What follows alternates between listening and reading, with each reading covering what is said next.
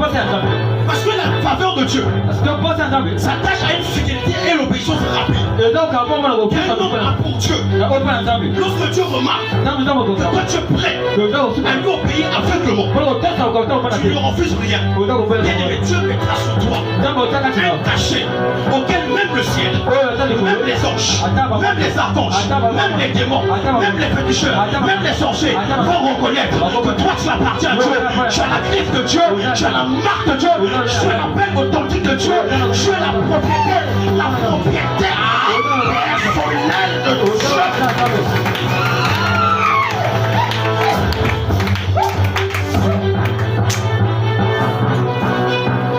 Sa propriété personnelle. Il nous touche. Ne touche pas mes rois. Porte la marque de Jésus. Lorsque tu portes la marque de Dieu, la Bible déclare, dans le Galates 6, verset 17, que plus personne ne va désormais l'appel, car je porte sur mon corps les marques de Jésus, les griffes de Jésus, les cachets de Jésus, les traces de Jésus, l'amour de Jésus, la gloire de Jésus, la bonté de Jésus, la fidélité de Jésus, la grâce de Jésus, sa faveur est sur moi, son amour est sur moi, son objet est sur moi, son esprit est sur moi, sa puissance est sur moi, sa faveur est sur moi, son héritage est sur moi, sa grâce est sur moi, tel qu'il est, tel que je suis, celui qui me bénit, celui qui me lève, celui qui me qualifie, celui qui me protège, celui qui me soutient, celui qui me délivre des moments difficiles, des moments de combat, des moments de faiblesse, des moments d'abandon, des moments de rejeté, des moments de difficulté, des moments de tourment, des moments de conflit, des moments de conflit, des moments de défis, des moments de faveur. C'est lui qui me qualifie, il me justifie, il me relève. Les hommes m'abandonnent, mais lui ne m'abandonne pas. Parce qu'il est avec moi. La propriété. Merci Seigneur. Cherche Dieu comme on cherche le. Tu découvriras son amour. Tu découvriras il est bon. Tu découvriras il est Seigneur. Oh papa, soyez bénis.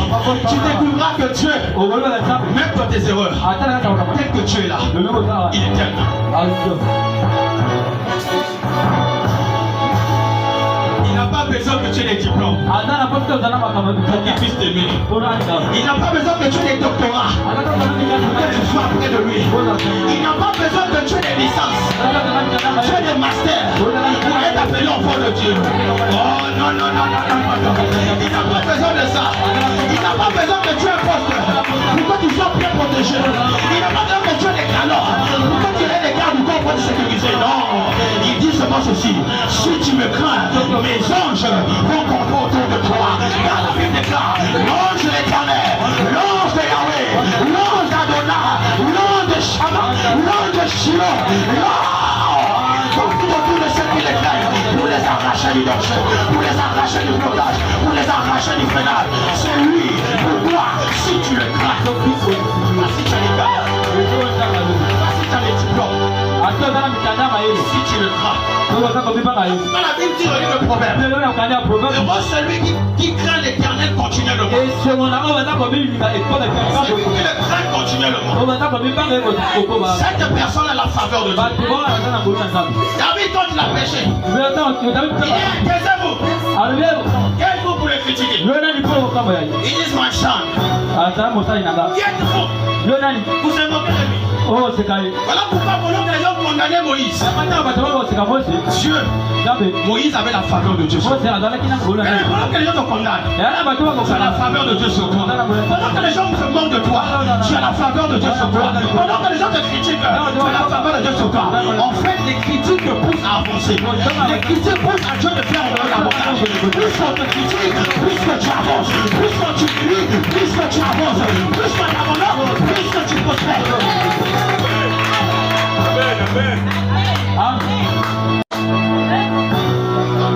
Dis-moi bien. Oh my God. L'histoire de Beersheba rappelle aux chrétiens que même si nous pouvons faire des erreurs, Dieu peut toujours nous utiliser pour ses desseins si nous répondons et lui faisons confiance. Je sais que ça fait mal. Mais je sais que c'est la vérité. Parce que si tu cherches Dieu, tu vas découvrir beaucoup de choses. Aucun homme n'encore dit. Si tu cherches comme on cherche l'or, tu vas découvrir la bonté de Dieu. Même si je crois que ma vie était finie. Mais dans cet état où j'étais, la grâce de Dieu m'a trouvé. La grâce de Dieu m'a localisé. La grâce de Dieu m'a façonné. La grâce de Dieu m'a taillé. La grâce de Dieu m'a sanctifié. La grâce de Dieu m'a nettoyé. La grâce de Dieu m'a lavé. La grâce de Dieu m'a habillé. La grâce de Dieu m'a vêtu. La grâce de Dieu m'a revêtu. La grâce de Dieu m'a positionné. La grâce de Dieu me fait marcher. La grâce de Dieu me fait avancer. La grâce de Dieu me fait demeurer fidèle. Sa grâce me suffit. La grâce de Dieu te suffit. Pas besoin d'approbation des hommes. Non, la grâce de Dieu suffit. Si aujourd'hui ils croient en toi, demain ils croiront en toi. Si aujourd'hui ils te rejettent, demain ils auront tort de ce qu'ils avaient fait. Parce que la véritable gloire se trouve en Dieu. La gloire des hommes a un commencement, mais aussi une fin. Mais la gloire de Dieu, lorsqu'elle commence, elle ne s'arrête pas. Lorsqu'elle commence, elle ne s'achève pas. Même si les gens parlent mal, même si les gens critiquent, même si les gens te traitent de tout, tu verras pendant qu'ils sont en train de faire ça. Toi, tu continues à avancer. Tu continues à avancer. Tu continues à prospérer. Et nous, on se rend compte. Mais c'est celui qu'on se demande de lui. On a sali son nom partout. Mais il continue pas à avancer. Il continue à changer. On le combat au boulot. Mais voilà, il a eu la promotion. On le combat dans la famille. Voilà celui qu'on cherche. On le combat dans le quartier. Celui qu'on court. On le combat par-ci. Mais celui qu'on a besoin. Ça sera le partage. Ça sera ton partage. Le partage de tes enfants. Les enfants de tes enfants. Celui qui me dit amen.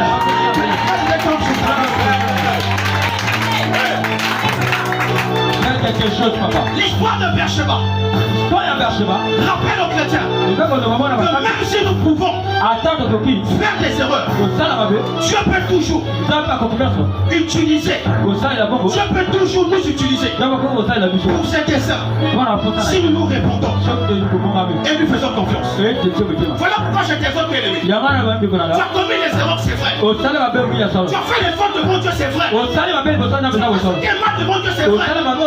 Si les hommes croient que tu qualifies de mauvais, ils te craignent tout. Mais Dieu bien-aimé, une fois que tu te réponds, tu abandonnes ça. Il te justifie, il te pardonne, il te console, il te relève et il te dit, avance mon fils. Que personne te dit tu as péché. Non. Ça, c'est pour te faire peur. Que personne te dit que tu as commis quelque chose.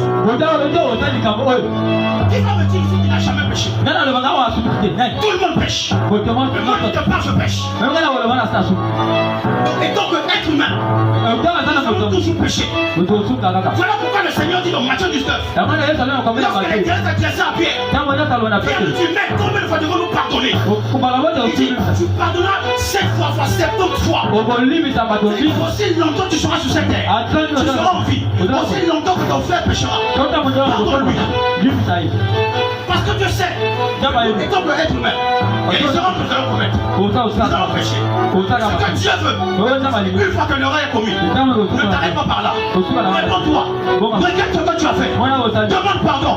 Et abandonne ça. Ne le refais plus. Et avance. Dieu te justifiera.